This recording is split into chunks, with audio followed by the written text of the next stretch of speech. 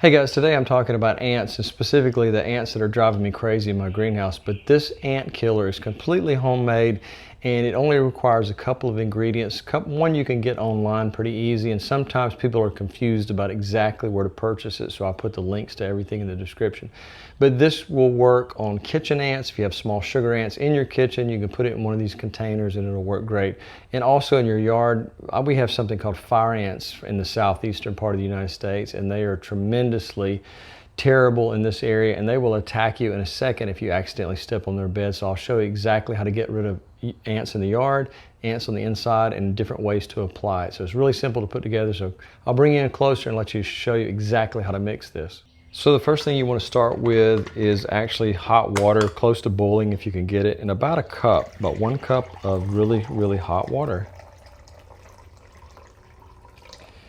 Now the next thing you're going to need is about a teaspoon of any type of honey. And the reason I'm using honey is it dissolves so well. So about 1 teaspoon of honey, put it into the hot water to help it dissolve a little bit easier, and that's another reason for the hot water. And the last ingredient is borax, and borax or boric acid is a little bit different than the borax washing powder. So you can try this, but I would recommend ordering boric acid. It's a very specific thing you can order. I'll put it in the link in the description. But what we want to do is we want to put about 1 teaspoon as well into this, and this will dissolve perfectly in our hot water. So we want to put about, like I said, 1 teaspoon. Let's see if I can get this out of here without making a mess. Okay, and just stir it into the water until it's completely dissolved. Now there's several different ways you can use this, and one of the best ways, I'll show you a container that I actually have that I ordered online for other purposes. I actually made a very small micro heater out of these aluminum containers, and as you can see, they're very small and they're watertight. And a lot of them have this little piece of paper in the top. You need to remove that, and I'll show you how I did that. I took a drill and carefully drilled. Now these are very thin aluminum, so you want to drill a very small hole in it, maybe a little bit less than 1/4 of an inch, and just put it in there and seal it. But what we want to do with our solution here is we don't put the liquid solution in there. We add one more component to our mixture. Now, as far as safety goes, I've read a lot of material online. Some people say that it's perfectly safe around pets.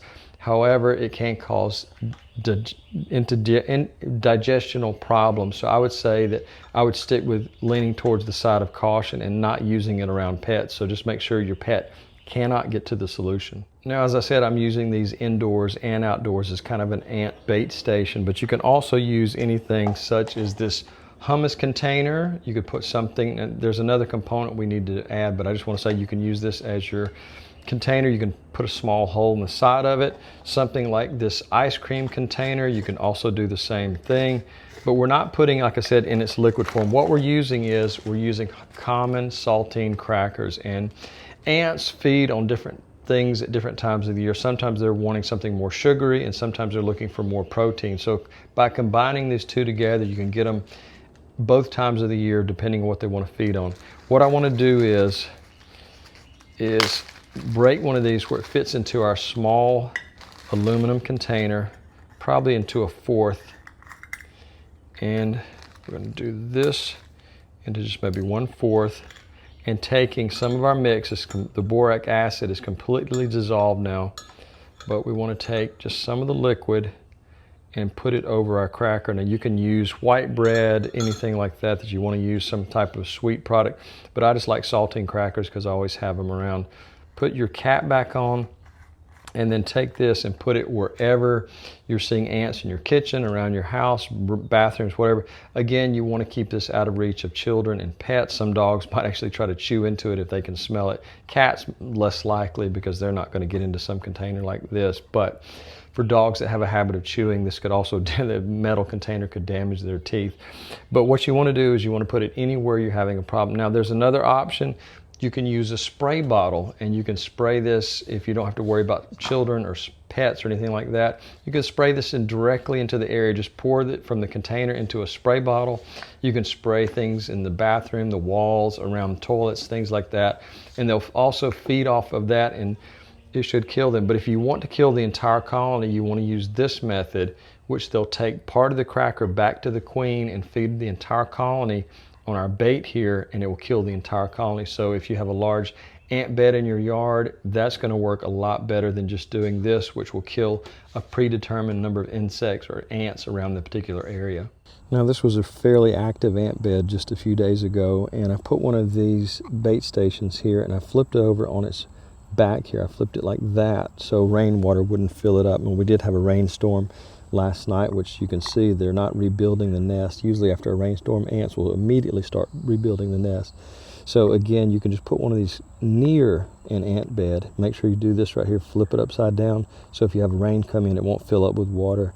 And they can go in there, they can get into the bait, the saltine cracker, take it back to the rest of the colony and kill off, hopefully, the queen.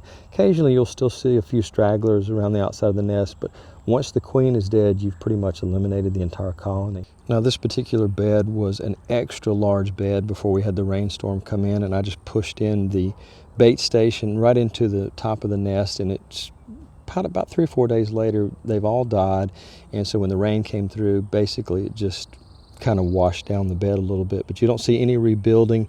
The ants are completely gone, and our bait station stays relatively dry on the inside. I'm sure there's some extra moisture, but just remember, you want to put it whole side down, place it directly on an ant bed, and you can kill the entire colony pretty quickly.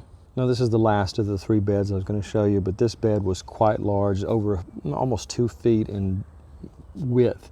And I just stuck one of these in there, disturbed them, and they were all very angry. These were fire ants. And as you can see, after our rainstorm came in, the ants are pretty much gone. The nest is not being rebuilt, and they've all died because they fed the saltine cracker. They spread it out among the colony. Some of the workers and soldiers ate it, and eventually it got to the queen and killed off the entire colony. So as you can see, having these little bait stations is the cheapest way to go. Occasionally you will see a straggler just kind of wandering around the colony that survived, but pretty much the entire colony is now dead, and you can just take maybe a hose pipe and just wash the bed away if it's next to your walkway. Now, in my greenhouse, I don't have to worry about pets or small children. There's neither of those potentially going to get into this formula. But what I like to do is I like to spray this around the perimeter of my greenhouse, and you can also do this in kitchens if, and this is a big if you don't have pets and you don't have small children that could possibly put their hands in it and then put it in their mouth. So just remember, small children is a no-no to do this, and any type of pet. But if you don't have either one of those in your house, you can go around, spray baseboards, bathrooms, behind toilets, sink, countertops, back of the countertops, not anywhere where you want to put food, because it can cause digestional problems in humans. But it's not highly toxic like some pesticides are. So just remember, you can go around the areas of your kitchen, bathroom, and you can use this as just a liquid treatment, because they will still do the same thing. They'll consume it, and they'll take a small amount of it back to the colony if it's still in its liquid form. And sometimes even in its dried form, they may be able to carry a small piece of it back. But again, I like to use the saltine cracker trick because it works much, much better than just the spray by itself. Now, in my strawberry planters, I always have ants attacking my strawberries, and I sometimes forget to do this, but it's really critical that you do the same trick that you used on the actual ant beds. Just flip it upside down and place them in your strawberry bed. If there's an ant that's coming in there, they will sometimes go for our bait first before they start attacking your strawberries. So if you have any type of vegetables that has ant problem in it, just put one of these small bait stations around that plant or wherever it is you're seeing the problem. And you could even attach these to trees, sometimes fruit trees and things like that, especially peaches here in the South. We have problems with ants getting to them. So just attach it to a small limb, lower on the tree, and you can get them before they make it to your fruits and vegetables. So this is a tree that I was very happy to find. It is a Japanese persimmon, which is a little bit more rare in the States. It's a little bit harder to find. American persimmons are very astringent, and these are extremely sweet. And it tastes like a mixture of cinnamon and honey. So at the base of these trees, I do the same trick. Flip it upside down with our saltine cracker that's been treated with our boric acid and honey solution. Put it right at the base of the tree, and just let it stay there for a majority of time. I'd say about 30 days, and then replace it, because these trees are specifically attacked by ants and they love the persimmons before I have a chance to eat them. So this is a good preventative solution. You can do it on lots of different types of trees, apples, persimmons, anything that you have growing in your garden. You can do this as a preventative solution to an ant problem. So guys, the beginning of my vegetable season has started, and I usually put these throughout the entire vegetable garden. And the great thing about these little metal containers, we can just flip them upside down and they'll stay there. I don't have to worry so much about rain and having it in an open container like a bottle cap. So I can easily replace them, screw the caps on and off. And I think I mentioned this at the beginning of video, but if I didn't, I turned one of these small into a micro heater, and I'll put that video right here. So if you're having a problem with ants, it's really a great solution in your vegetable garden, or anything like fruit trees, or any type of situation in your home. If you have sugar ants in the kitchen, you could put it on kitchen counters, bathrooms, anywhere. Again, just take caution when you're using these around small children or pets. So guys, if you have a question about this video or any of my previous videos, please become a public subscriber first, because I tend to answer my subscribers before anybody else.